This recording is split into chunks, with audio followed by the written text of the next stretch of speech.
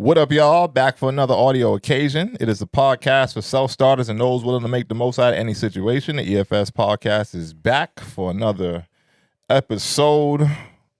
Got a full couch. And on today's leading audio, where I want to go for y'all, man. Where I want to go. I know where I want to go, actually. We're going to go heavy for a second, and we're going to get real chill and real light after this. But, you know, this one came across the feed. OGs. The real OGs, the ones that really do the thing in the community, look after these kids. This one is for you. Let's get it. And I'm telling you now, from the bottom of my heart, if you leave this damn field, son, within 3 years, I'm going to have to come see you. Either in the grave or in fucking jail.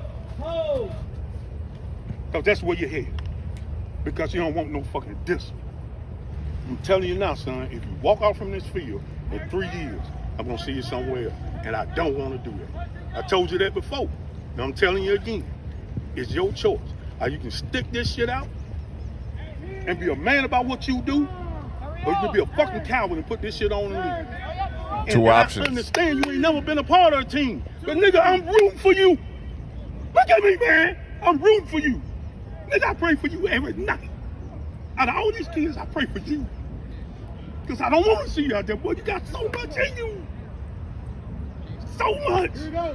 You don't even recognize it. Can't lose, you can. I can't. I fight for you all the time. Fight for you all the time. time. I pray for you, dude. And I mean that from the bottom of my motherfucking heart. If you ain't never thought a man love you, nigga, I love you. And I ain't just talking about for this goddamn football team either. That's the last thing I think about. Nigga, I'm gonna follow you all the way through high school. I'm gonna make sure you get the way you get. But you can't quit on me, nigga. You can't quit on me. And I'm telling you now. Heavy on the way in, but that's how you gotta talk to these little niggas sometimes, man. That shit came across my timeline. I seen all the comments, this guy's women watching, talking about, I had tears watching this, and, you know, powerful speeches. And that's why sports matters, especially in black communities. You know, reasons like that is why sports matter, you know, and for other reasons, but specifically in situations like that. But listen, man, we ain't gonna get too heavy out the gate. It's still summertime. We're still enjoying ourselves. Let my theme music run to the maximum levels. We are back. Another air horn. Another air horn. Few more. Big abundance on the way in. And let's get to it. So as always, like we always do about this time, the EFS podcast is here. Back for another episode. We got number 68 today. Rolling through these 60s. And in the house today, we got myself, the man, the myth, the legend from the EFS brand himself. The biggest brand that you don't know about yet, Mr. 1% 2 times, D. Burke here. And on the couch, we spin this thing all the way to the other side. We got my man Waldo Blizzak in the house. He's officially on baby time. This is my lock in, you know what I'm saying? Get the numbers up on this one because it may be a while before you see him again. Hey, you know, bro. You know, listen. I'm looking after today. I'm looking at the clock like, wait a minute. It's about time to clock out. Listen, man. Clock in to dad mode. You know what I'm saying? Once dad mode activated, I'm locking in on that. Y'all ain't dad ganging today. What happened? Y'all ain't coordinating on y'all shit? Not today. He ain't get the tweet. I was trying to tweet him.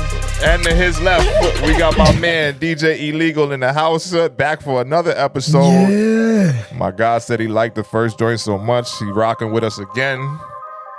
And we here, man. We gonna get this theme. What's good though, fellas? We gonna get this theme music tweeted out. We gonna check in on the way in, and we gonna get to it. Feel good about the conversation we got to have today. You know, we got DJs in the house. We got, you know, people who are of that lane. Yeah, we in the music world today. You know, big music today. I like that. Big music. Yeah. You know, I lean heavy on the music side, but you know, we got actual people who have done and do this. But on the way in, man, how niggas feeling? What's the vibes? You know, Waldo, we already know with you. Come on, man.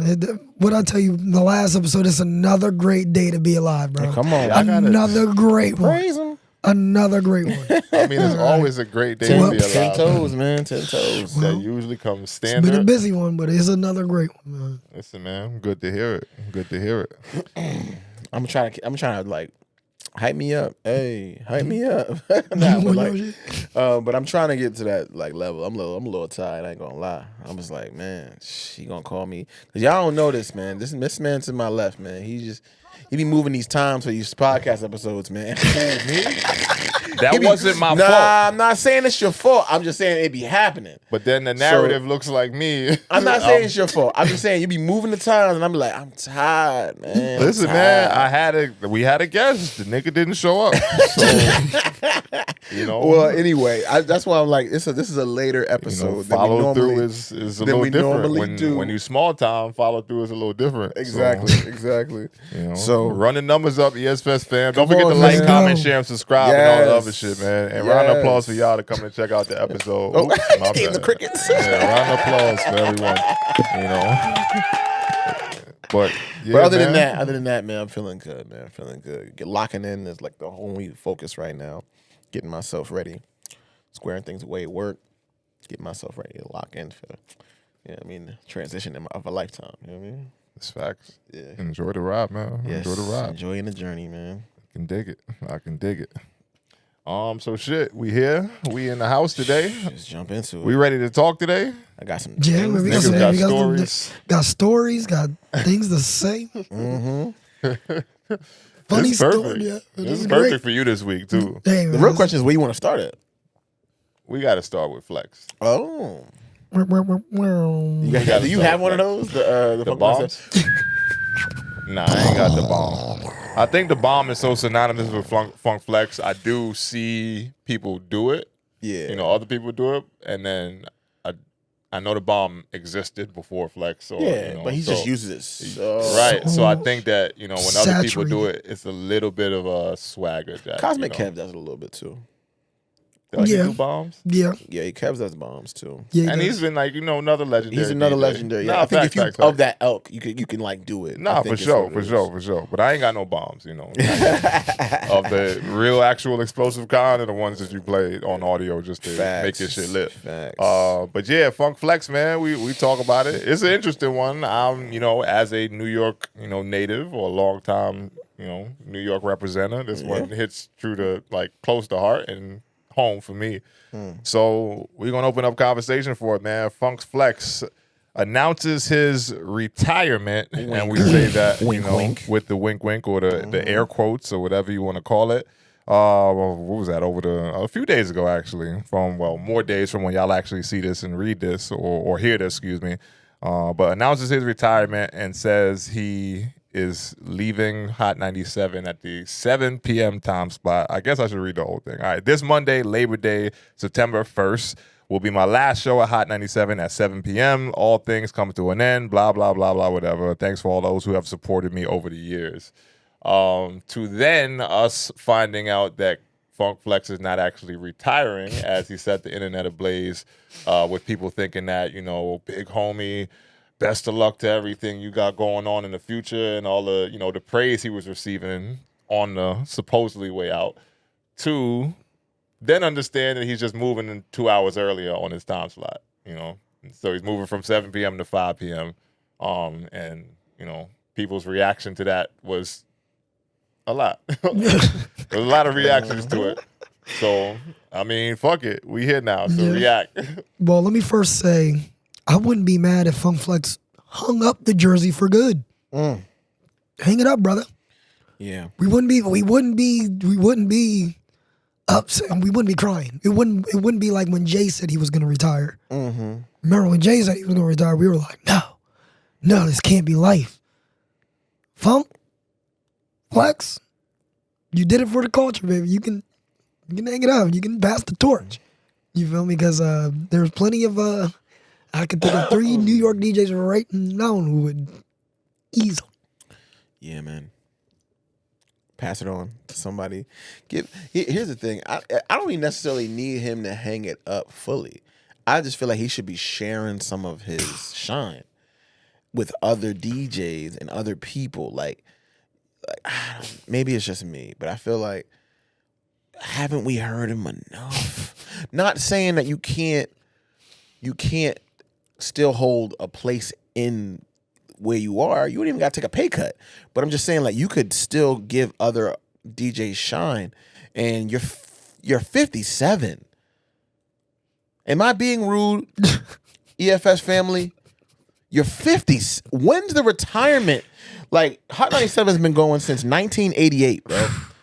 And I don't know how long Funk has been there, but I feel like I haven't heard Hot 97 without Funk. I mean, I haven't in my lifetime. In my lifetime, bro. I'm 39 I'm like, years old, so you know. If we're doing, and I think Hot 97 make like 25 to, $45 million. Only have 500 employees. They making good money over there. There's not a problem with the bread. They can share some of that. They can give others opportunities. Now, with the whole switch, did they tell you what's going to happen with the other time slot? Is someone else getting that slot? Or is he just extending his time slot? So now he's taking over not only the 7, now the 5 too. I would hope not, at least. But who has the late night? That would be bugged out. Who's got the, you know what I mean? That would be bugged out. Because to me, it seems like he's just taking up more slot. That's what it sounds like. Moving from 7 to 5. Well, who's going to 7? And getting rid of Enuff. That's a whole nother conversation. I mean, enough piece of it we'll get to in a second. You know? But from my side of things, I'm a New York nigga, so Funk Flex is part of my history, part of my musical upbringing. Part of some big moments. Yeah. In my like young life, 1992, teenage, by the way. preteen. 1992. Been since 1992. Yeah. So before I really actually started listening to the radio like that, I'm born in '86. So when I really started listening to the radio, Flex was there. And other notable DJs too, like the DJ Enuff, DJ Camillo's, over the time. So it's not like he was the only one holding it down, but we all know Funk Flex has been the head DJ at High 97 for God knows how long at this point. Give him a pension, let him retire, man. So yeah. So from my side, he's legendary things, and went on to make albums outside of just being a DJ and collaborate with artists and broke records. Car shows. The car shows. We know everything he does. All that shit has been dope. The website, the blog website that he came out with that was running things for a little bit, so he's done a lot in the culture, I do also feel like after a while, it's like, bro, like how long you want to do the same thing, Not be 57 trying to break records of kids who's 15 and 16. That he doesn't even like. Right. He doesn't even like the music. The older you get in the DJ space, to me, it's like, how do you... And you can appreciate some of the shit, the shit from the new kids. Like, I understand that. But when you hold on to it for that long, it does give somebody else the opportunity, and people who are deserving of opportunities, too. Is he even tapped in... Yeah, that's the real question. Tapped in, I don't know. See, in my realm of DJing, there comes a certain point when we hit that age where we pass it on to the younger DJs. Yes. Like, there's kind of just got to. There's almost. I mean, you don't have to. But you want to. Don't, yeah, when you've done enough Sweet 16s, you feel me? You've done enough Sweet 16s. You're like, crazy. Where's my young boy at to take this Sweet 16 to play their music? Like, exactly. And do it better than you. You know what I'm saying? Because they know what is rocking. Bro. They tapped in, and I don't feel like Flex has been DJing on Hot 97. That's just fair, and it's a personality, right? He's just that's a personality. That was what I was gonna say next. Exactly, is like he doesn't really have to be tapped in with the records that are like litty like that, because he's gonna have someone on his team that knows those records to say, "Yo, come bring them to me."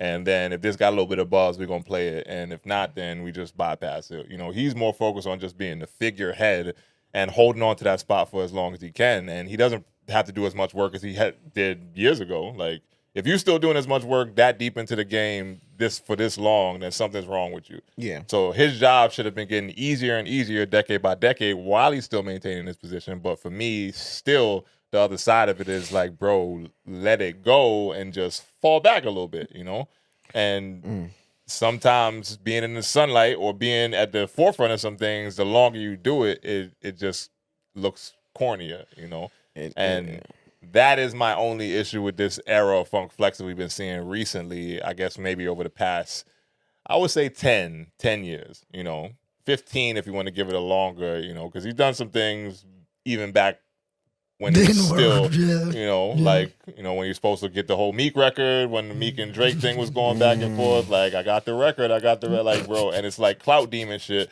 that people, after a while, they just get tired of, and that part of it is the whack part to me. Just give somebody else an opportunity. So if you are if you 57 and you reaching for clout like that, something screams like attention whore. It just screams attention. Maybe not framing it that way. Your man said it best, man. Nah, for real. And we'll play his clip in a little bit because this ties into the thing with Enuff. Like, my guy is a little bit viral off this weekend for his responses to some of the flex thing. But shit, even the next thing, the DJ Enuff part of it, with him now being fired from Hot 97, like that part is like kind of whack too. Somebody you came up with and somebody that you have helped cultivate culture with too, because you might have been one of the heads and the forefront of DJ. Nothing was going on. But DJ Enuff is he's stamped, bro. Like, yeah, he is. Heavy hitter DJ, that crew is like legendary. So for me, I don't know how it got to that, and obviously I don't know any of the intricacies and how it's being fired, but it just looked shady with the interview for TMZ. It kind of looked like, I don't want to say it was orchestrated, the interview for TMZ, but, I'm glad he did get his perspective out off of how he felt, with being let go. So it just adds more, cloud and shade to the whole situation around Flex right now. The way he was holding his book bag, it looked like he didn't see that joke coming. He was like he just walked out the office right there. It just happened. Facts. Yeah, but I don't understand why. Why did he get fired though? Like, what is the reasoning? The woman who was interviewing him, or somebody said something about Flex do a tantrum, and the reports are Flex do a tantrum, and now you got fired or something like that. So I don't know what that means. Yeah, but that's I don't so know how vague. you 57 still throwing tantrums. Like, I don't know what that is. 57 throwing tantrums is crazy. No, I think that's when you start to throw tantrums, when you get a little older. Geriatric. Yeah, I understand. That's crazy. What about but here's the thing. Like, I'm not trying to pick on Flex because like. We already picked on Flex. We here now. Big boy's 55. We here now. Big boy's 55. He's still out in LA. He held down. He's holding down his spot. Big boy's different though. Why is he different? Flex gets on niggas' nerves, and that's what it. Like, if we want to have a real conversation about it, Flex gets on niggas' nerves just because the way he operates, from what I understand. So it's how he's moving, right? Big boys, from my understanding, I don't know any people who have personal stories about Big Boy and all that, but.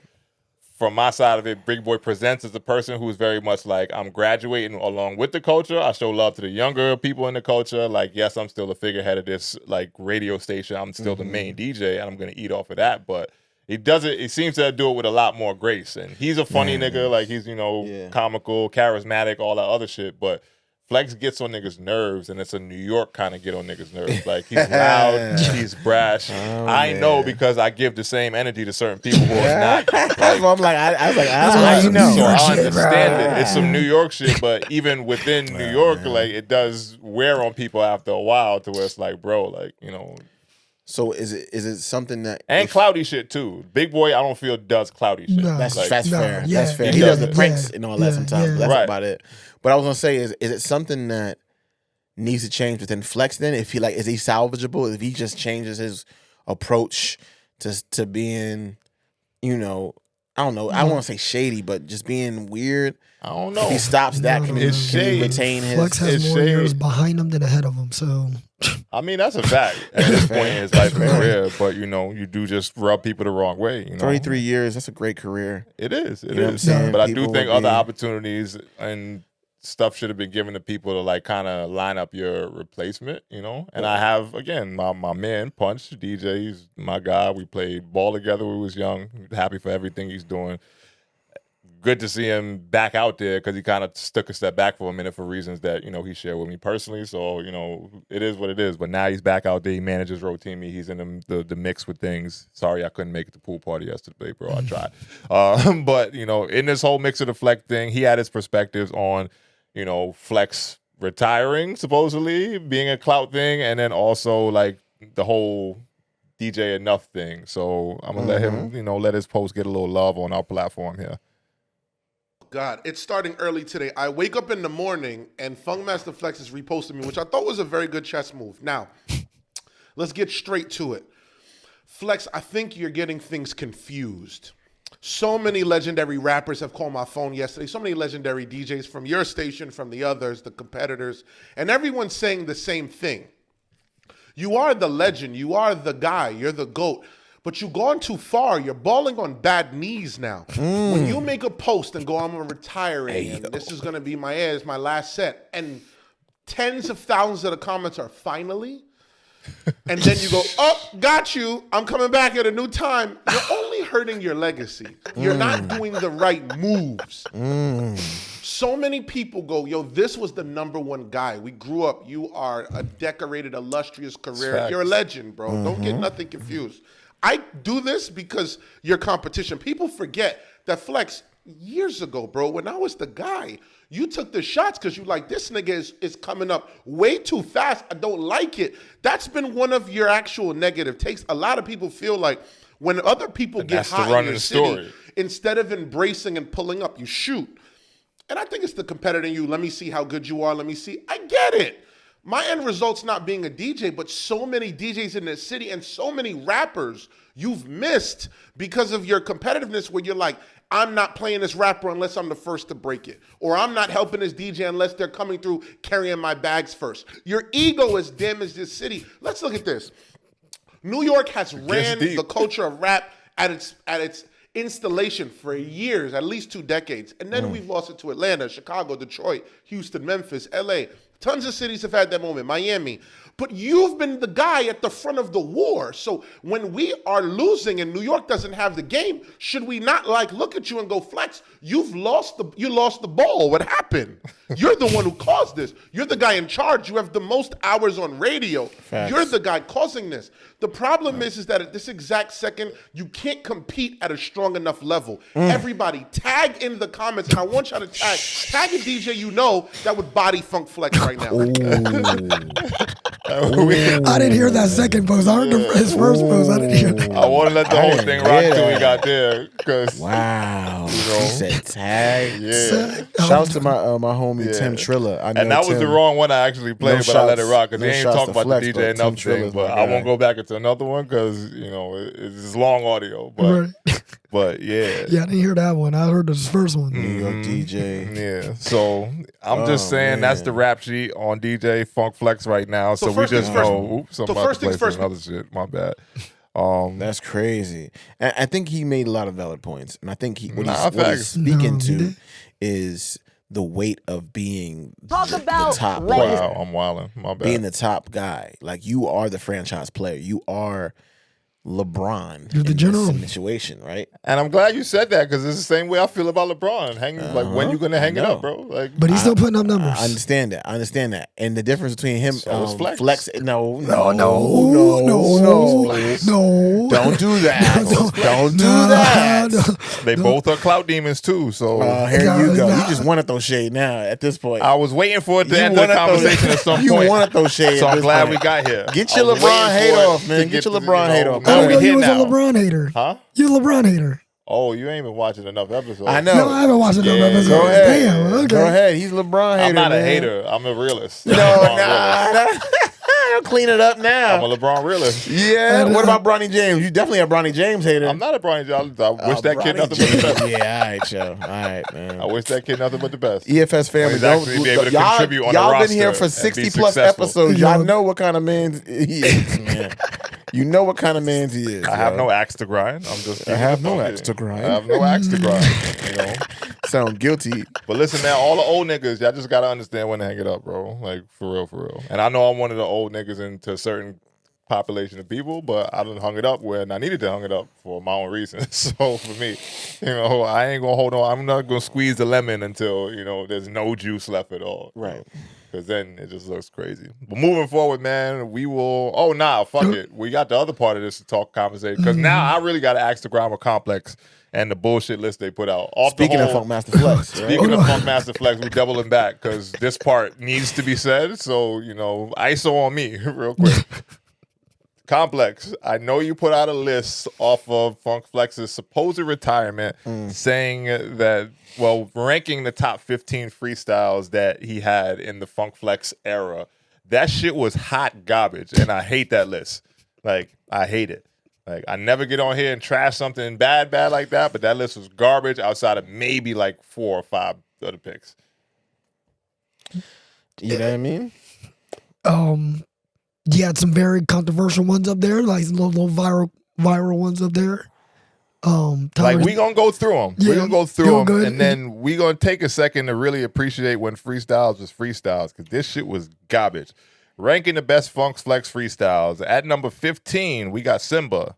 We ain't gonna play the whole thing. 20-some years after he died to come on this motherfucker and keep screaming. If you remember, you remember. Cool. We going forward. Polo G. What the fuck are you talking about? I don't want no IG hoes, them goofy suckers for the plastic. Lot of niggas capping. Want to kill them all to stop the madness. Same with us shenanigans. We out of here. Lil Baby. I fuck with you, baby. Cool. He's at a good spot. 13? I think 13 is too high for Lil Baby. Really? Young M.A. Listen. Legend from the town. Punch actually used to DJ for Young M.A. too when she was at her at her height or ascending. But yeah, sure. I respect Young M.A. at 12 maybe. A Boogie, cool. At 11. Tyler the Creator, I get it. I understand the freestyle was very viral. He could have been 15 on the Not viral in the tip. top 10 freestyles from Funk Flex. Vince Staples, great freestyle. You know? It was. Great freestyle. I don't know about 9. We'll go forward. Royce. One I think is ranked too low on the list, actually. Even though I changed with the time like digital clocks. And we're just giving y'all quick audio samples of this list. So if you remember, you remember. Go look them up. Great freestyle right here. Rank number 8 is a little crazy for this list, I would say. If they had other things on this list, I could understand, and we'll get to that in a second. Mac Miller, number 7. Rest in peace, Mac. Rest in peace, Mac Miller. God bless the dead. You know, He could I have ain't been gonna 10. say too much. Probably for maybe me. top 10 or Maybe. 15. Lower on the list. Okay, Moving forward. G Herbo. No. He doesn't make the list. Sorry, G Herbo. Juice WRLD at number 5. Rest in peace, Juice. Rest in peace. God bless the dead. He Number could be 5. good. No. Not number 5. Shouts to Kendrick. Number 4. You ain't gonna throw on Kendrick shade, are you? Number 4, a little I got too plenty of high. Kendrick shade. Number 4 is still a little too high, I think. Okay. Let them niggas smoke your cousin, you ain't ride yet. Wrong Meek freestyle. Instagram and you ain't slide yet. Wrong Meek freestyle at number 3. Don't I like the agree. first one. Candyman, say my Pusha name and Kanye West at no number weapon 2. formed against me shall prosper. Y'all know I love Hakuna Matata, Pusha. feet up, sipping Kanye Java. verdict still out on right now. Super reach. But Hey, yo, Super reaching for strolling up me. the totem pole. What's my only problem? Scrolling through my Rolodex. Who shall Whooping bet my my toddler. toddler? I remember so this. many hands raised. Sorry, it was a good as the freestyle. band plays. I'm here now. Top Watch how 2? many niggas playing. and number 1, I'm not mad at. It's not the best. Black Thoughts, yeah, Black Thoughts. Upon my request. It's Kafka-esque. His holiness, stop the press. I'm not mad at number 1 Reminiscing of my caress. if it was number 5. Relax me for you. Let him massage your Then back. who would be number 1 for you? Like, are we really forgetting, like, what, and we'll take a second. Are we really forgetting what used to happen at Hot 97 when Hot 97 was there's really, no context for the youngins. really at its height? These youngins don't Like, understand, bro. really at its height. The youngins don't understand that.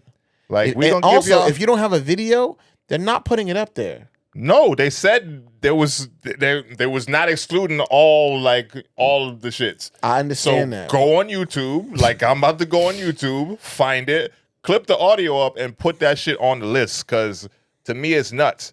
The G Unit 2003 Hot 97 freestyle was not on that Lloyd and list. them, Was that oh, Flex though? Was Was not- that Flex though? It joint was was Flex. crazy. I remember watching it. And we're going to give y'all a sample of this, too. And we just going to get the Banks part, because that's the why Banks- yo, the the shit Banks should joint be, was just you know. crazy. I do remember Banks that. Like, shit is crazy what Yeah, they you know doing out it here. is. Funk Flex. It's a little different today. We're going to give y'all We're gonna 2. do what we do. Two. You see me. Bypass. We ain't doing all that. We What a heard you time. talk for What a years, time. Funk Flex. We That's what gonna I'm heard you saying, talk for man. years, He Funk Flex. gotta retire at some Look point, here. bro. You go. What's up, man? Come on, check it. Can't help but be a real nigga hitting too many left. I keep everything in 100, not a penny less. Married to the game, pick up to every guest. Guess I got a cold heart, take that over an empty chest. Whatever happened to Lloyd, man? Lloyd still put out music. His last album was great. Came out this year. I did not know that. Not Good that album. either, but I'm sure it was. Very mature hip hop, too. I chop a couple down, gun fool. I'm Sun Tzu. It's like 3 of me when I'm on my titties out the window cause the Best rapper on G. This was not on the list. And if you know, you know. We ain't even to the best part of the freestyle. I'm talking no dealing limits. I do remember See this. me He talking, talking then you see me. Yeah. Every flow, bury me in the PLK. Every year I'm here. Every day Where's the part where Banks really start doing this thing? Other B, right? Big on me, go to other B. Hold on. Oh, yeah. Flex, New York City. You said we couldn't do it again, Flex. Like niggas don't even talk again. like this in the shit that they was posting. And then you heard Like, the PLK and No over here. it My don't man even Kid. sound the same. I know. It's on. It's very What's greasy. up, Fif? It don't even What's up, sound big the It's homie? very same. greasy back in the day. Yeah. Like, come on. Hey, yo, it's hard. Dad, Go ahead. I was What's just up? playing with you. Come Niggas is not enjoying themselves like this no more. Going up there to spit with one person. They invite you inside to spit. Yeah, I'm going through it. No one do it better though. And everything in my past. Saying this is That's- just quick that's- samples that's- of what Buck. used to That was happen. Buck right there. That was Young Buck. Yeah, it's Flex fault. That was Young He Buck. stopped putting people in the studio with Flex should have called Complex and told him take that trash down. It's like a coffin, sidewalks, the way the hardest. We spend our summers where it's haunted at. All liquor on the ground for my niggas that ain't I coming back. appreciate all Sleep with perspectives, range, I'm in man. love with that. Proud to be a humble cat. I ain't gotta agree with it.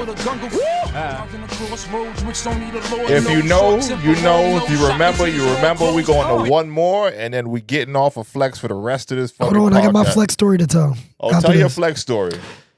Go ahead, tell So it now. I used to be a car show DJ at Ocean City. I used to do the OC car show. Flex hated on him too, y'all. Yo, the draw was crazy. The draw was crazy. So I'm gonna get straight to the story. It was like one of his last years there. He had Jim Jones, 3 other people I don't remember. So I'm up, but we're all waiting for Flum Flex to get on stage. So I'm DJing main stage, having a good time. This nigga comes out of nowhere, gives me a shove. Boom! I go, oh shit, yeah, oh shit. This nigga turns around, smacks Jim Jones across the back of his head, says, go ahead, nigga, perform. I go, what the fuck is going on? Wait. Yo, and the people, I can name, look, my guy DJ. This is a true story. And That's crazy. Yo, it is a true story, bro. You know we clipping this up. Bro, if it goes viral and he sees it, it's a true. The nigga's a You true know story. we're clipping this Well, up. I'm saying, why? First of all, why he pushed you? Bro, I zero foul. clue. No and need for that. everybody was waiting That's for him. I'm corny. like, oh shit, there goes Jim Jones next to me. There goes, oh my God, who else was there? I'm sure a lot of people. Yeah, a lot of, yeah. And he gave me a shove. I'm like, oh shit, tables almost went off. And I look, and Jim steps up with the mic. He goes, nigga, go and perform. And Jim goes, "You corny." what else said behind it though? This nigga go perform? Yeah, the nigga corny ass nigga then goes performs. Like, shit was great. That's crazy. Crazy funk. That shit was Damn. crazy. I So knew. did you get back on the rest of the night, or that was it? That was it for you. Nah, they did the performing and he left. And that was it. Did you get back on DJ? Yeah, we got back on. I mean, the car show was all night till like 10. So you was, that was like prime time, like 7 p.m., 8 p.m. He did his like 30-minute set. Damn. Played his tracks, yelled a little bit and bounced. Listen, Flex. Shit was crazy. Yeah. We still on Complex though. Yeah. Because That's wild. That's wild. I mean, thank you for sharing. That sound It was crazy. like Clipping that up. Flex. Yeah, though. bro. That Yeah, sound bro. like Flex. It though. We're do. still on It Complex do. though, because That tracks. this freestyle is not on that list, and it pisses me off because this might be the best Funk Flex freestyle historically Which one you pulling up? Jay? ever. And just stop it. Like, just stop it, Complex. Just stop it. Yep. Jay. His eyes are socks. So independent. My Bakach. I might not stop.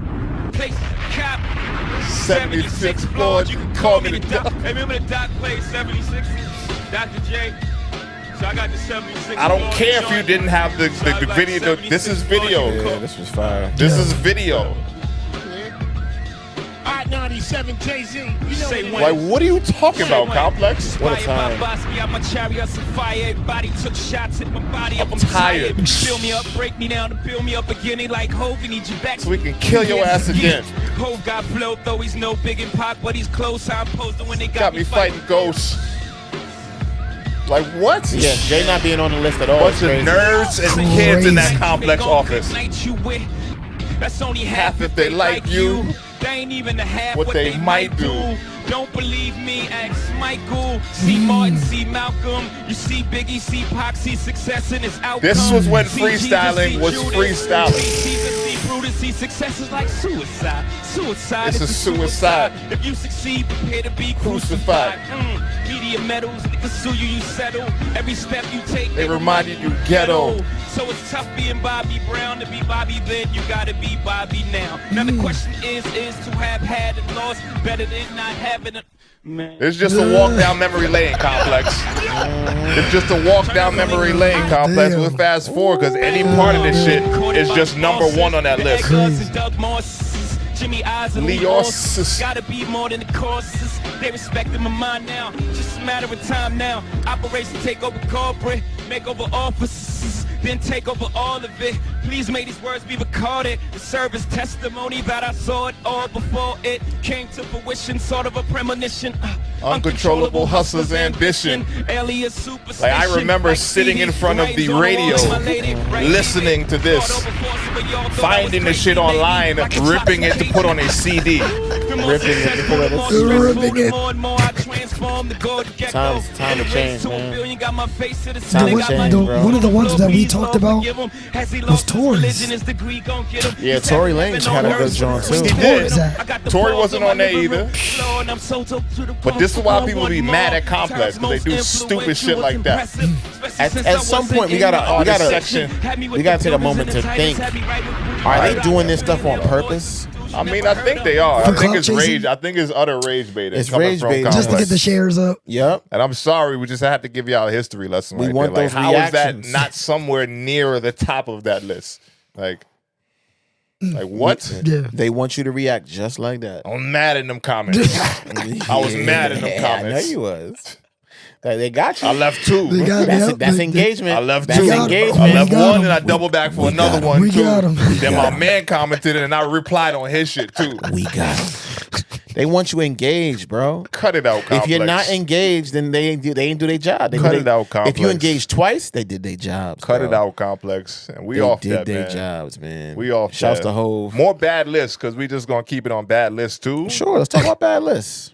The top 100 albums list, another trash ass list too. Oh my goodness. Yeah, why did you bring that up? I was over it at this point. Now y'all have me Where'd it go?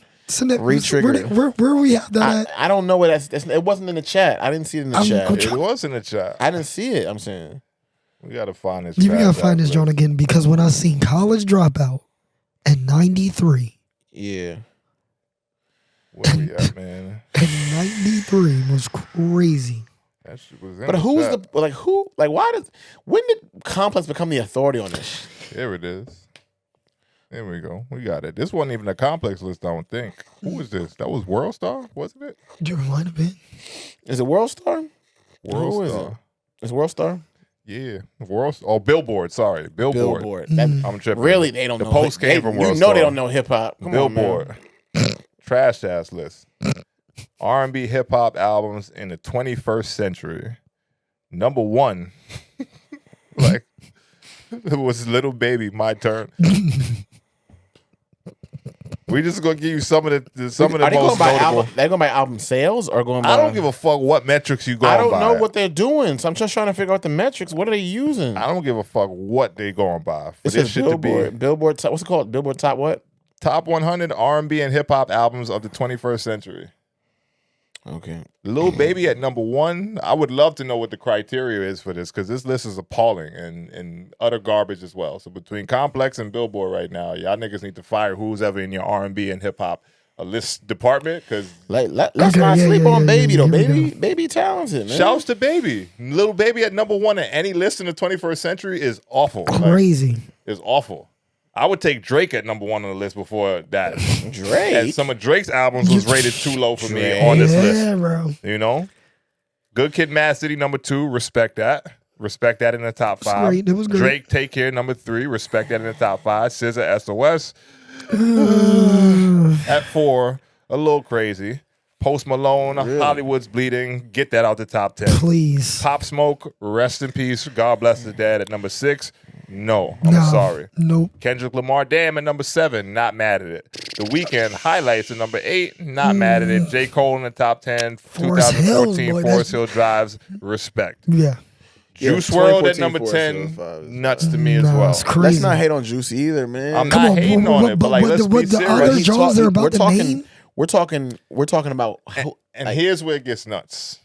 Again, depending on the criteria they're making this list, certified lover boy at number 11 on the list in the 21st century is god awful. That's crazy. Eminem it's Curtain Call, it's not that good. god awful. Post Malone with 2 albums back to back at 13 and 14, 14, yeah, beers and beer bongs and Bentley. See, and here's Sony. my problem. A lot of hits here's on my the problem. album. A lot of hits. Here's my problem. That is not hip hop and R&B. It's like when Macklemore That won leads the. to a bigger conversation. But that's what I'm tired of, because he doesn't even classify as hip hop and R&B. Not anymore, for Not sure. anymore. Himself, like he doesn't White classify Iverson. himself. White Iverson dropped. White Iverson wasn't on that album. No, No, for sure. but when he dropped White Iverson, I mean, we were like, oh, he's R&B hip hop. He's R&B adjacent, hip hop side quest. Like that. It's never been. He never had bars. He never did a Funkmaster Flex freestyle. He never did anything to be hip hop. Drake, Scorpion at number 15. Black Eyed Peas, The End at number 16. Drake, Views at number 17. A lot of Drake in the top 20, which I understand. I understand. He's been I understand. going Some at of it these since I albums was in high ain't top school. 20. I will put Scorpion over Certified Lover Boy. I will for put Views sure. over Certified Lover You're Boy. computing with yourself. I don't Astro know, World at man. 18. I would put Astro World maybe a little bit higher on that list. Really? In the Okay. 21st Because of the century. reaction, because of the sales, because of the tour. Either Astro World or the other one, the other one before Astro World, the Bird Sing and Brian McKnight. That yeah. that one too. I would take those in the top 20 because both those albums big for the time, for the culture, et cetera, et cetera. So I'm not gonna hate on Travis Cardi on the somewhere list? in the top Playboy 20. Cardi? Somewhere it's at 100. Yeah, Somewhere we ain't going somewhere. that far, but top 20 so far is just nastiness.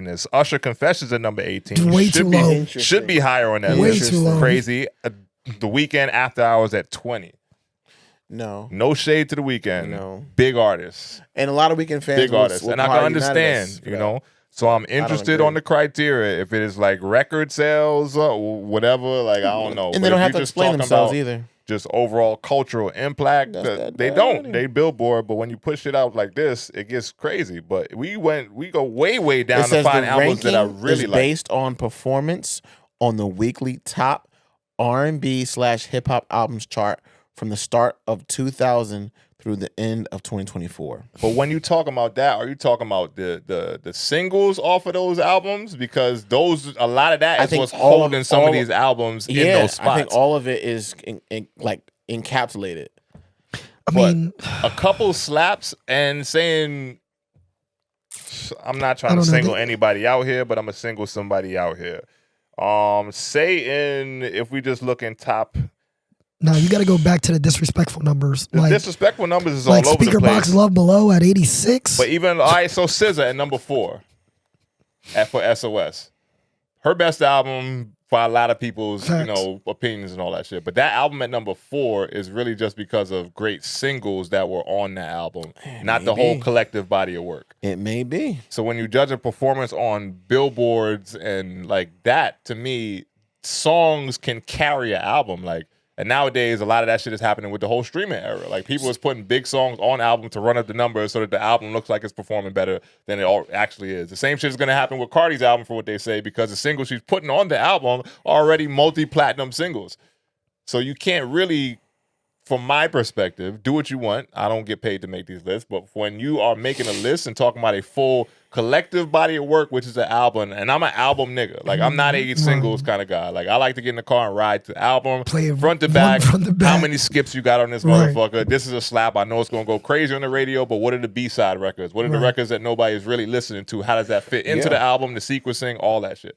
So when you're putting together whole entire albums, to me, if you're ranking a list like that, it should be representative of the collective body of work, not just the singles on there. I don't think it's just the singles. The way they said it's from the performance on the R&B and hip hop charts. Bruh, And that would mean For the- sales. No, for the album. So that means like the radio That would mean plays, sales That and means all of it. from what I'm getting from it. It's not just like, man. you sold a bunch of drones at one time. It's like, is your album trending and doing well and catching listeners? But again, I think that's a single thing. It's not, bro. The chart is based off the album, not just the singles. They have a singles chart, but this is from the album's chart. But that's what I'm saying. Their list is horrible. Blueprint 3 at 80. Carter 4 at 79. I know. And that's the thing. A lot of that shit was a lot of the greater albums on that list were before streaming. Before streaming, yeah. But they said from the century. So I mean, from before streaming. So if you're just talking about performance, like those albums don't stand a chance to perform as well as shit that dropped in 2015, 16, 17. Graduation at 53. It's a very future biased list. Like it does not stand a chance because nowadays streams run everything for the most part. Exactly. Like, niggas ain't even selling albums like that no more, which is why I was curious about if it was sales or like what is the actual. It's problematic. It's definitely problematic. They got Trap Soul at 34. Come on, man, that was the greatest R&B album. I mean, I don't even classify that as R&B personally. Trap Soul? Yes. Really? That's a whole nother conversation, bro. What? Because it's not R&B to me. How much time we got? Go I'd like to hear a little bit. We ain't got no walk with me today, so go ahead. Right. We here now. Rhythm and blues, right? I don't hear that, and I feel like he's rapping more than he's singing on that, and he's definitely a vocalist. He's definitely singing in a certain style, but I don't feel like that. That's why he call it trap soul. It's something different. When we're talking about R&B, we're talking about John B. We're talking about Joe. We're talking about Genuine. We're talking about Cisco, and those are R&B artists. Usher, those are R&B artists. Bryson Tiller, I don't see Bryson as an R&B artist. Like he's singing in a different style. Can he sing R&B? Yes. Does he sing R&B occasionally? Yes. That's a new clip for me, bro. When you're looking at R&B, first of all, I want the music to be genreless because it doesn't make any sense anymore anyway. But when you start putting genres, what does it mean? That's why I have the same issue with Post Malone. What are we saying? Is he hip hop? Because I don't consider that nigga hip hop.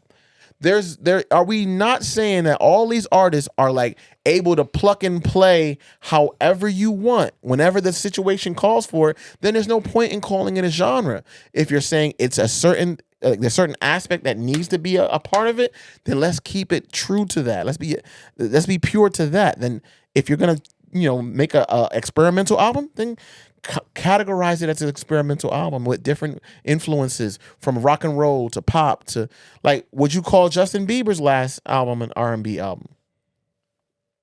Talking about the one that just Swag, dropped? yeah. I said the sweet spot. Justin Bieber's a pop artist, so that's a whole different. But he was founded by an R&B artist. What makes him a pop artist? Is it his talent, or is it his genre, or is it his skin tone? It's his talent and his skin complexion. Okay, copy that.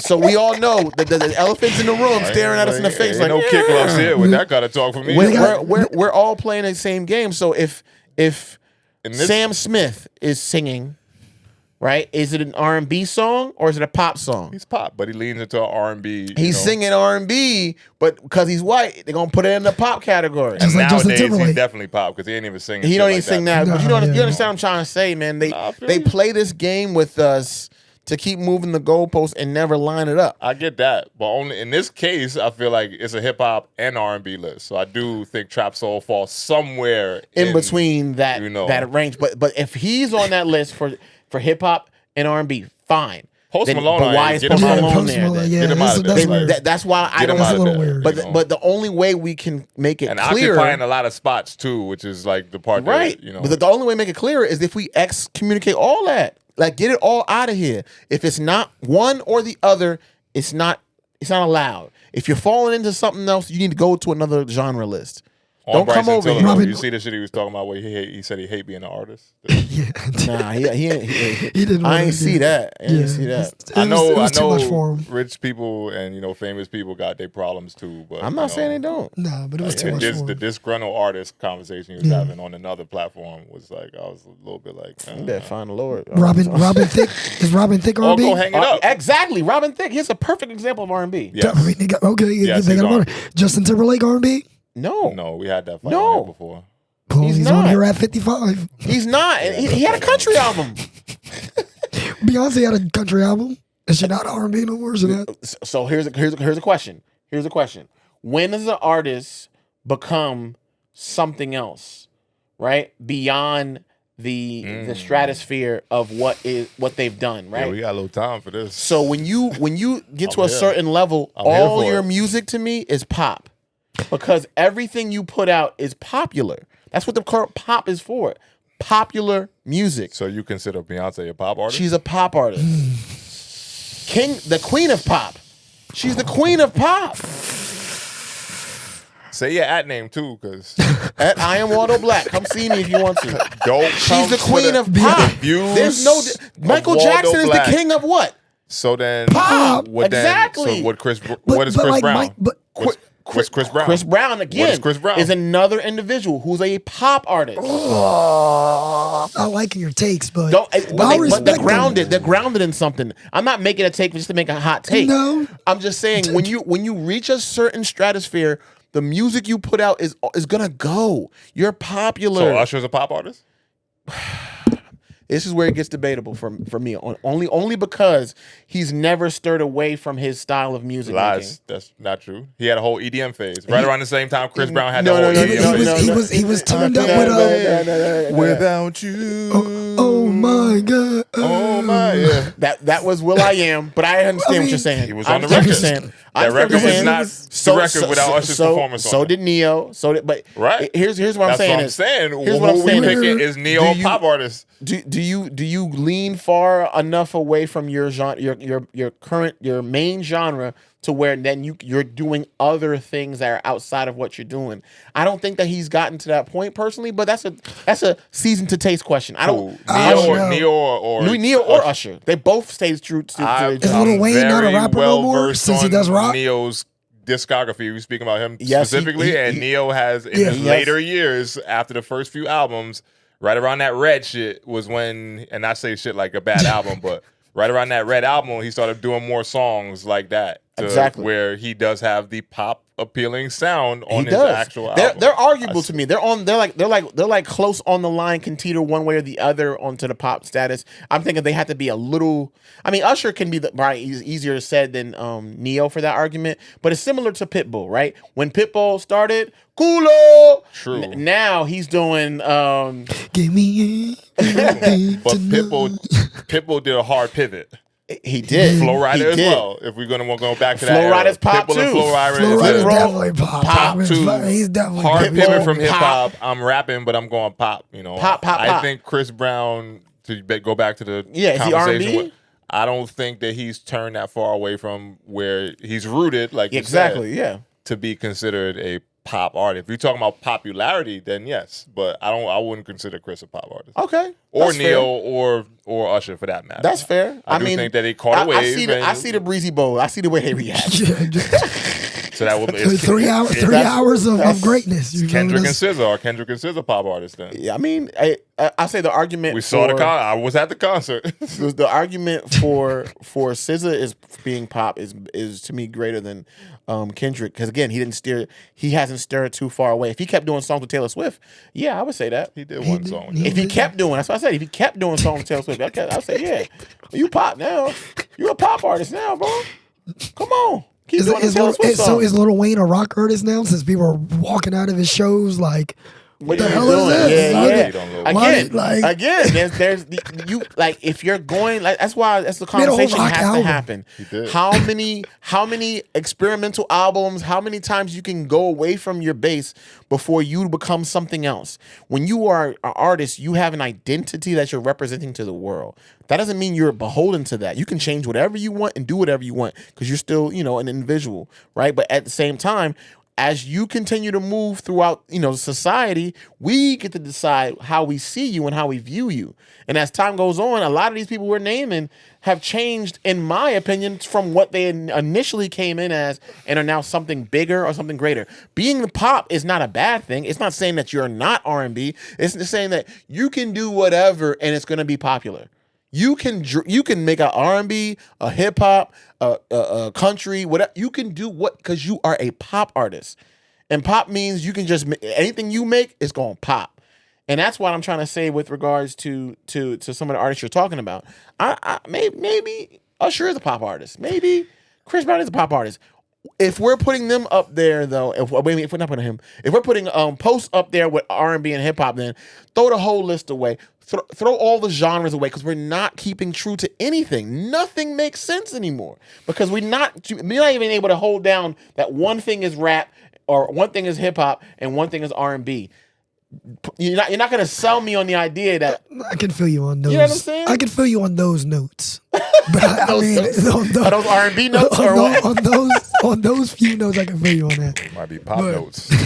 Those are pop notes. But I can't agree with all of it. All right, that's fine. EFS family, what do you think? Is there a barometer that makes someone a pop artist, or does everyone get to be whatever they want when the album drops? Hey, I'm making a country album tomorrow, and then tomorrow after that, I'm gonna go do a blues album, and then the day after that, it's gospel.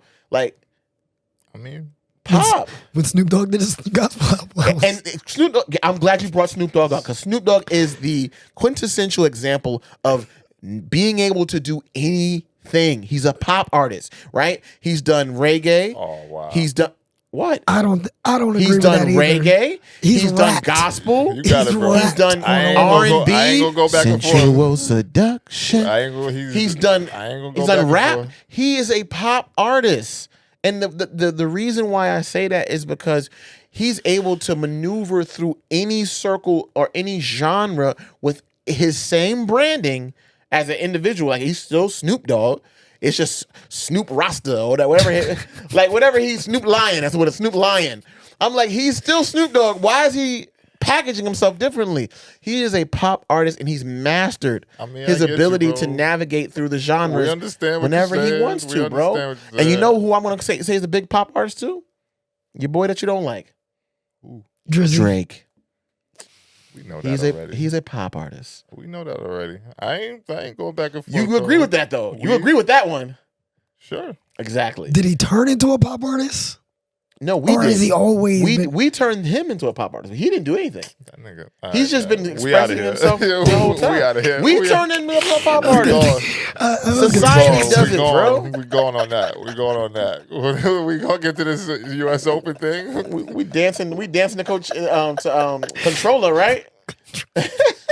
Come on, man. I'm gonna stop because then I'm gonna sound like a hater, and I already been called that a couple times on this one episode. So we out of there on that. Go ahead, bro. Moving forward, man. It's time to give a little love to the. Make sure I hit the right button. Nice. Because this is all about colored excellence. Colored excellence sounds crazy. Colored excellence. Why you just can't say black? You say colored. It's colored, folks. These colored sounds more, It sounds more gentrified. That's what it sounds like. Black greatness is cool too. I'm good with that. Excellence. I'm cool with that. Black excellence.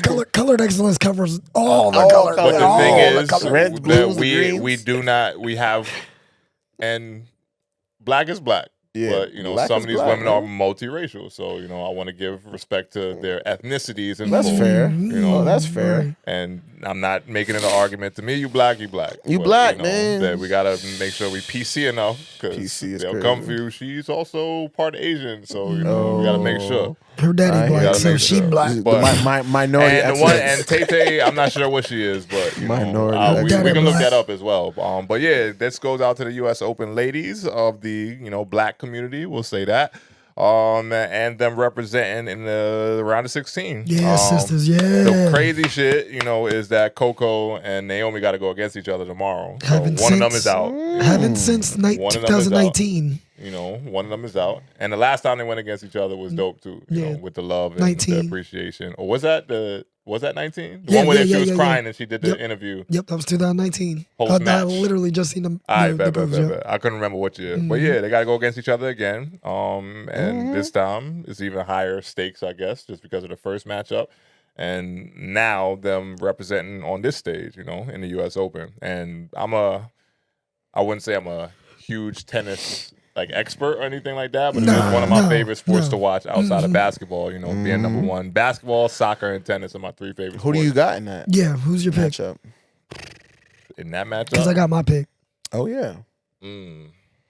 They both tough. They both tough. But I'm I got my going to pick. go Coco. I was okay. agreeing. We all on the right same now. page then. Yeah.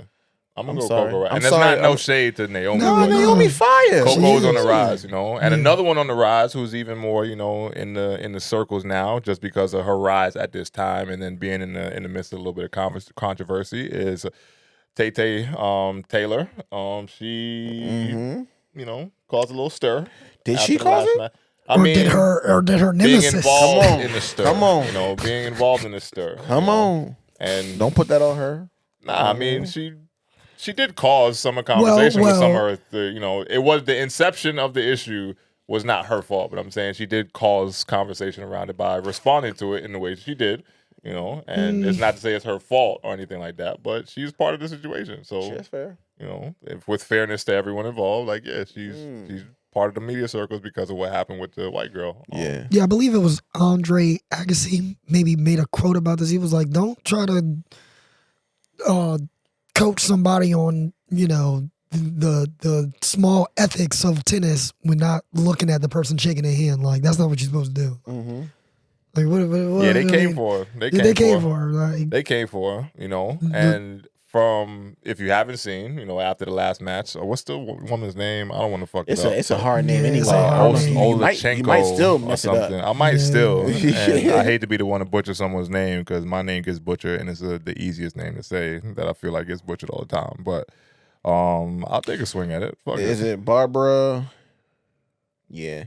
No, the young woman's name that she was going against, Jelena Ostapenko. Sorry. Yeah, and I'm sorry if that was went against Taylor and had some, you know, not so nice things to say about her after the match, calling her uneducated, and just basically pissed after she lost on the way out. Some sore loser vibes, and she's now elevated her game even more to beat the number 5 ranked player in the world to make it to the round of 16. So she's like the new it girl, at least in this week. You know, and definitely, get your money. And shouts to the, you know, women of our community and colored women stepping up on the biggest stage and representing. But I guess this conversation is more about the interaction between her and the other woman. And I guess our feelings about it. I got a different take on it. So I'm going to let y'all speak first, and then I'll share what I have to say. Because this is another one where, you know, going back to what we kind of touched on earlier with, you know, the community and the uproar about some things. Is it worse than you shaking the Bull's hand at the end of the game and then he runs and gets a quick layup before the end of the clock? Like, that's pretty corny too. That's pretty corny too. I mean, did he have what was his stats though? If he had he had needed another point for even then, nah, it's corny. Let the game in. Let the game in. Say less. Unless you're being pressed, and we're getting off topic right now. But unless you're being pressed to where the other team has not conceded that you've won, then you go score your bucket. And you go get buckets. But in this situation, you were saying, Tay, no, she did the right thing. She said the right thing afterwards. She let that racket talk. Let that racket talk. Losers lose, and they can. You know how many losers I got in my inbox when I'm playing my game? They're like, "Oh, you suck." No, you lost. what am I to do to losers? Like, that's what losers. That's what losers say. Yeah, like, man, you suck. Okay, sure. Do you feel any of it was actually racist in her? You know, I think racial bias was present. Yeah, when she said you have no education, no class, that's racial bias. That's racial bias. It's not necessarily racism, right? I don't know if she believes herself to be superior than her because of her race. Yeah, because she probably lost to Serena all her life. Yeah. I don't think it's a racial in terms of that, but I think there's racial bias or racial ignorance. Like even if she wasn't like you're talking to a black person, you know that for sure, right? Culturally, you may not understand all the nuance, but you're stepping into a space where saying someone doesn't have any class and doesn't have any education, and you don't have any social context of why and how that lands, you're being either woefully ignorant or you're doing that purposefully to make it a thing with her and try to get underneath her skin. But to me, I mean, sadly, it's par for the course. And I know that's not a tennis reference, but I just look at it from a space of, in sports, there's usually racial undertones that are brought out, right? We've seen it with Caitlyn and Angel Reese. We've seen it multitudes of times throughout our history in American sports. So it's like they value your body, right? If you're a black athlete, they don't ever want you to use your mind. And the fact that you can display class and intellect in those moments pisses them off even more. And I tip my hat, to Tay and her response. But again, it's the fact that we have multiple black women in the position that they're in. I'm like, let's take over all the sports. Look, I'm ready to see black equestrians. I'm ready to see, let's just go out and just do a bunch of. We've already had NASCAR champions. You know what I'm saying? Let's go. Any I'm sport we dominate, bro. Every sport we dominate, black individuals that's taking over the sports, man. I appreciate y'all because it helps me, especially now that I'm gonna be a father. Like, I now have people I can point my child to. Like, look what you can do. I don't know anything about tennis at all, but if you want to be a tennis star, you can dominate. Boom! Look at what they like. I have something to point to, and when those numbers grow, it warms my heart. So, all that's dope. All that dope. I'm like, where is he gonna go now? I'm like interested now. All that's dope. And Dr. Umar might hate me for what I'm about to say next, but I'm gonna get a white girl some grace. Wow, give the white girl some grace. You heard it here first, EFS family. Get a white girl some grace. He's gonna give the white girl some grace. Here we go. In this scenario, please. And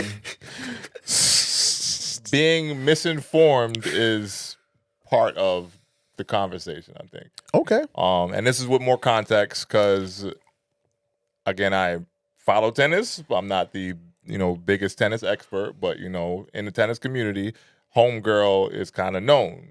And they asked Naomi Osaka about the interaction between Taylor and Jelena, or however you say her name, Jelena, I think. Jelena. And she was basically like, that's probably not even the worst thing she said. Like, basically understanding that she talks shit. She's a competitor like that. But she also was graceful in saying that she's not from the States. Like, she's not American. So she's a white European woman. And some of the conversation may have been language barrier. And finding out more about what, they said was her issue with her to even come at her after the match like that is because she said she was going against tennis etiquette or whatever, Hold on. Let me continue. Yeah, go ahead. And she put out an apology, she got to, basically, because she can't go online without doing it. But in her apology, she says, "Hi all, I wanted to apologize for some things I said during the second round singles match. English is not my native language, so when I said education, I was speaking about what I believe as tennis etiquette. But I understand how words I use could have offended many people beyond the tennis court. I appreciate support, blah, blah, blah, blah, whatever, after that. And having been someone who's spent some time frequently around white European people, sometimes wording matters. And wording in one country versus wording in another country, or not even wording, trying to get your point across in your not native language can get a little tricky. So yes, it is offensive to call a black person uneducated. I do think that the words she chose to use are problematic and can create a bigger narrative than she might have even been looking to get off at that point. Do I think she's racist? I don't know the way. I don't know. I don't know enough to vouch for her in that way at all. But I do think that if that was her actual intent to call someone uneducated, just because she's like, you don't know tennis etiquette. Like you're not educated in tennis etiquette, even though she may be. Like whatever. But if you're keeping it specifically in tennis as a like, yo, you're not following the rules, like you said, the nigga going to take a layup at the end of the game, that's bad basketball etiquette. It is. So if a white European was to be in that game and then see a black player take that layup and he called him uneducated after the game, that may have been the wording he chose to use to get his point across, but not realizing that it sounds racist for you to say something like that to a black person. You know, I've been in situations with white Europeans who didn't have the worst intentions, by saying something they said, and I'm just like, wait, what the fuck are you talking about? Like, you know, and then being out of the country, you know, I got to check myself just to be like, all right, let me pull back and kind of get a little bit more context on what they're saying, and then I realized that, oh, they ain't mean no harm by that. You know, they just don't know what the fuck that shit mean in the States, you know, and especially to a nigga from New York City, Brooklyn, and like that kind of shit, you know. So while, again, her statement was problematic, I don't know if her intent was actually in race, you know, like in that way. So giving grace to say that, yeah, this is a big learning moment for you because how you talk to black people, especially in settings like that, and especially you choosing your words properly, is something that you should do going forward. In America. Right. And this shit was talking about, oh, you come to my country, do it. Whoa, Facts. whoa, Because you what? did say, let's see, you know, what happens when we run it back outside the States. Cool, whatever. Sore losers are sore losers. Yeah, I'm not a that's sore right. losing ass nigga. Like, if you beat me, you beat me. It is what it is, you know. Yeah. But emotions get high in matches sometimes. I've done some shit after games that wasn't my best look either. So I get it. Like when you lose and you're a competitive person, that shit burns you up. And the wrong thing right after the game is going to set you the fuck off. And I understand that side of it. One of my worst moments as a basketball player was right after the game that we lost. It was super, super close. We ended up losing by like 1 point.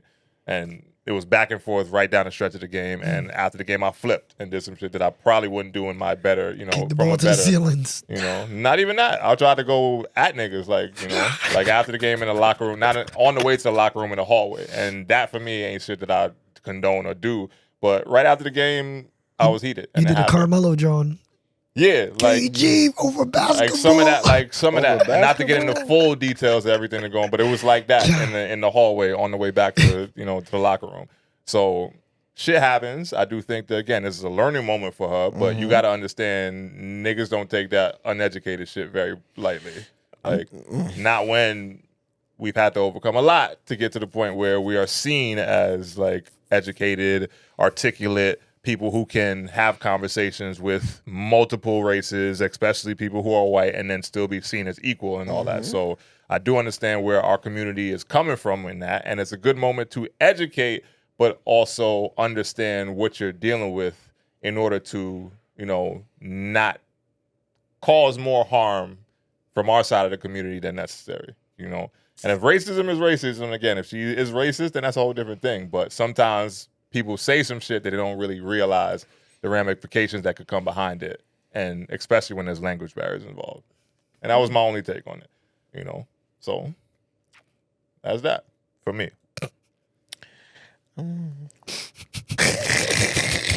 I hear you. I like his notes. I like his notes. There's good notes. There's good notes in there, and I can't even argue fully. I'm just saying I don't know enough about her to really say it's that. I do agree with that. Could it be? Yeah. And sometimes as a community, we operate with that as the number one thing. Like you already gonna take it that way as soon as something happens. Like, oh, this motherfucker racist. Like, So I get that. I'm with you on that. I get that. Here's my only other piece of this, right? What is her perception of black people? Because we don't know what that is. Sure. Right? Do you remember the Don't Be a Menace to Society while drinking your juice in the hood? Of course. The grocery scene. Yeah. Hurry up and buy. Facts. When you come in the store, and then there's the white guy who literally is committing the crimes, who pulls out the bag, who's stealing stuff, he commits some murder, he does all this stuff, right? And she's so focused on us in the store that she's letting the person that's actually doing the crime, that's a fact, get away with it. My question to you is, let's say it was a white player. Would she have used the same language, and would she have approached the conversation identically? I don't know. I don't know either. And that's the problem I have, is where I can't, because it didn't happen with a white player, and it hasn't happened with a white player, I can't look at it from a vein of giving the grace, because if it was flipped, we wouldn't get it. We wouldn't get the grace. And that's the only point I'm trying to make on a societal level. We don't ever get the grace. So why am I going to extend myself to give this foreign person the grace? She never walked into nobody else that did that.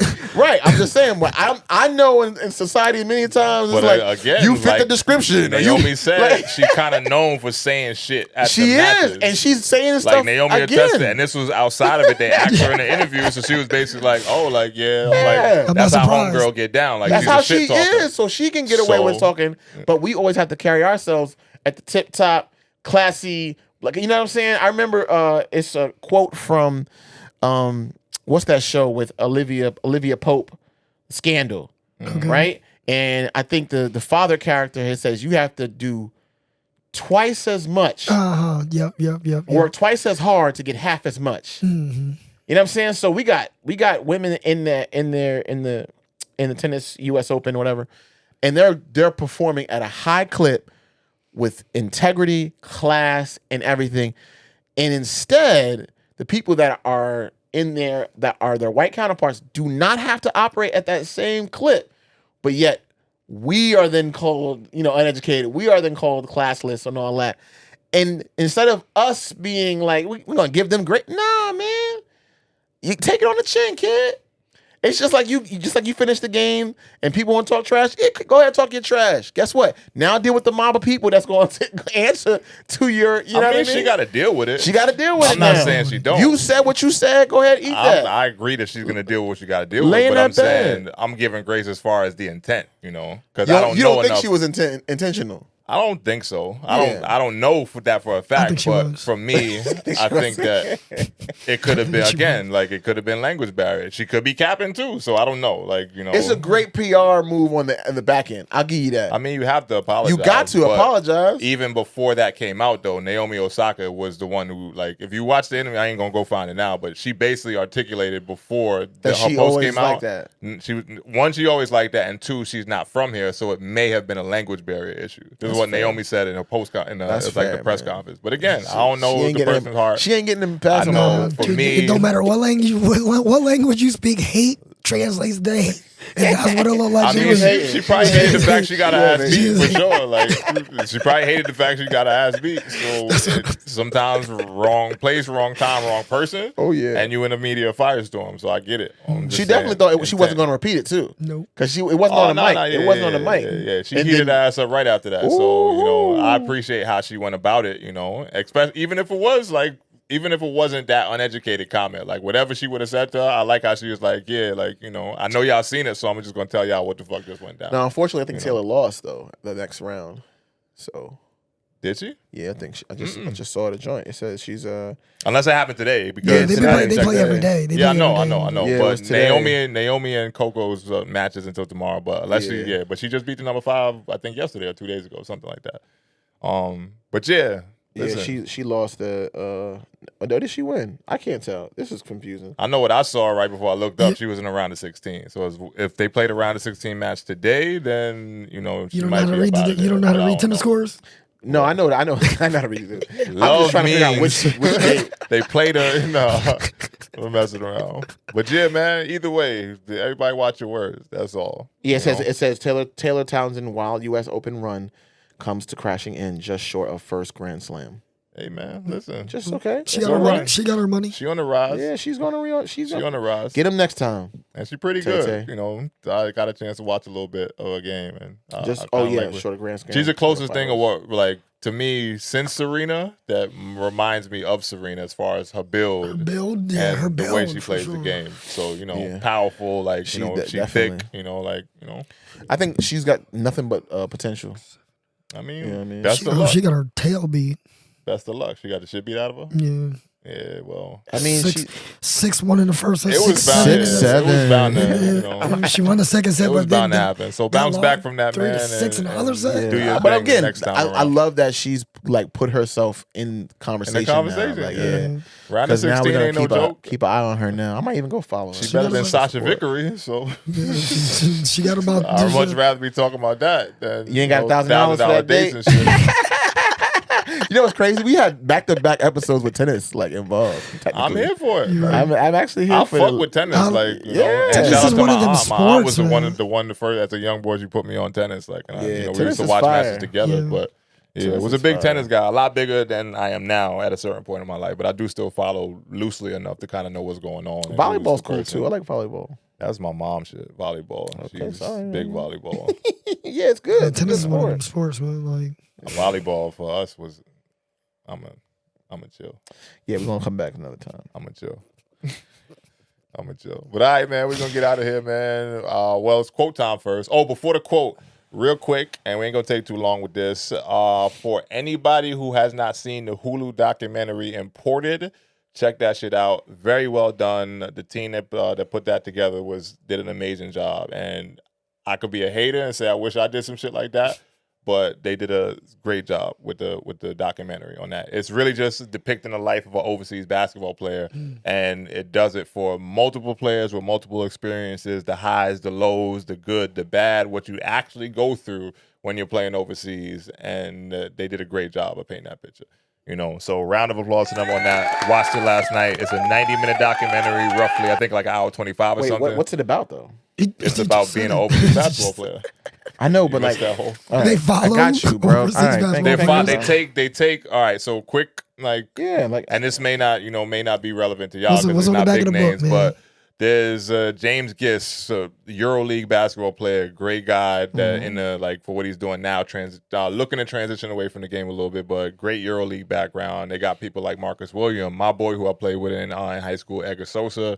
Like these guys, and even more too. I'm just giving you a few of the people I was on there, and if I'm forgetting any notable names, it's not because we only got so much time. But the documentary is about their lives going overseas. Some of it is them following them overseas and filming them in the countries that they're playing in. Some of it is them giving testimonials while they're back home about their life overseas. But it really just breaks down what you go through while being overseas, like talking about why you're over there, like, you know, you're not around your family, talking about the isolation that you have as an overseas player and how that plays into you mentally, talking about, you know, when you play a game and then some fans throw some shit on the court and you get hit in the head by it, like all that shit. Talking about how you get your money late sometimes, or talking about how you gotta like really just fight to maintain your status as an overseas player, because it's not like you have contracts to where it's 2, 3, 4 years, but every year you have to prove your worth. It's like all those perspectives came out in that documentary, and it was an amazing like depiction of it. And I haven't seen it done like that yet, and it's on Hulu, so biggest, you know, one of the biggest streaming services out there. So if you haven't had a chance to check it out, definitely do.